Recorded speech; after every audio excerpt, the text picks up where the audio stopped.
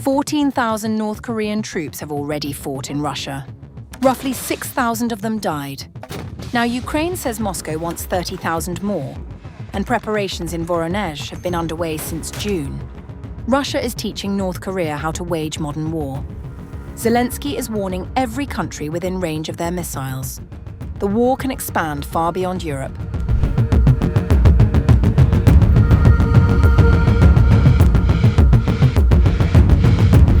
The battlefield may no longer be Russia's only source of reinforcements. Ukraine now claims Moscow is preparing to bring in 30,000 more North Korean troops, a move that could dramatically deepen one of the world's most controversial military alliances. If confirmed, it would mark a major escalation in the war and raise fresh fears that the conflict is no longer confined to Europe, but is now embroiling Asia as well. According to the Ukrainian President Volodymyr Zelensky, Russia is preparing to receive an additional 30,000 North Korean troops to fight alongside Russian forces. We also see Russia's cooperation with North Korea. Russia wants to bring in another 30,000 North Korean troops. Preparations have been underway in Russia's Voronezh region since June to receive them. In addition, North Korea is preparing to supply Russia with new launchers for ballistic missiles. This is a threat not only to Ukraine. Russia is helping North Korea learn how to wage war, improve its weapons, and gain real combat experience in using them. All of this poses a threat to every country in Asia that lies within range of North Korean missiles. Citing the intel inputs received by his country, Zelensky claims preparations have been underway since June in Russia's Voronezh region to accommodate the new deployment. Zelensky vowed that Ukraine would respond to that threat.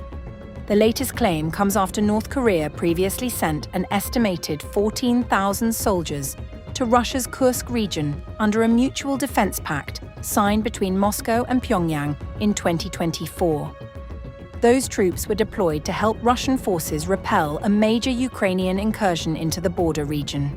According to the Ukrainian president, Russia is helping North Korea learn how to wage modern warfare, improve its weapons systems, and gain valuable combat experience.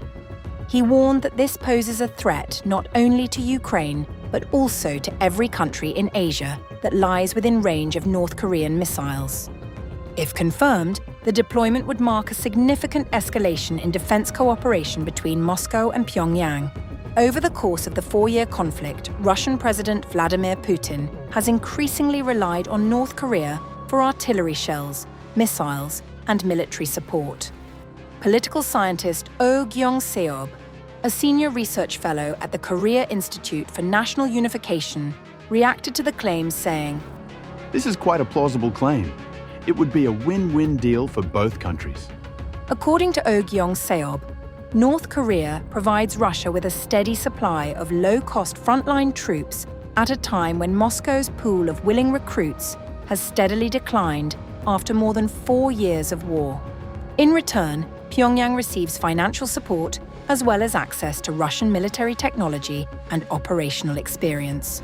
Current estimates suggest that North Korea already maintains around 14,000 frontline troops in support of Russia's war effort, alongside thousands of military engineers. While neither Moscow nor Pyongyang has confirmed the latest claims, the prospect of another 30,000 North Korean troops entering the conflict would represent a major expansion of their military partnership.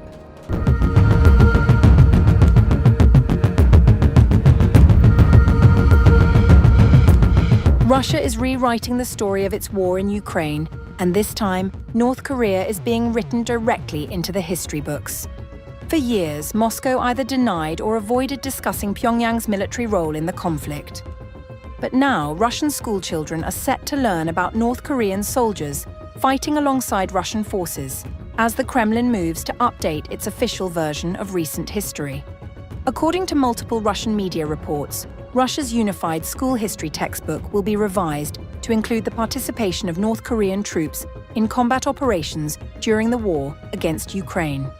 The changes are currently being prepared by the Russian Military Historical Society, a state-backed institution responsible for shaping and promoting Russia's official historical narrative. Mikhail Mayakov, the Society's research director, confirmed that work is underway to update the textbooks. The previous edition was written and published before it was known about the participation of North Koreans in repelling the aggression of the Ukrainian Nazis against the Kursk region. Work is now underway to supplement the text. After months of silence and indirect denials, Russia officially acknowledged in the spring of 2025 that North Korean troops had fought alongside Russian forces during the war against Ukraine. The deployment came under a mutual defense pact between Moscow and Pyongyang. According to Reuters, North Korea is believed to have sent around 14,000 troops to support Russian military operations. Of those, approximately 6,000 are estimated to have been killed in combat. North Korean soldiers played a significant role in battles linked to Ukraine's incursion into Russia's western Kursk region in August 2024.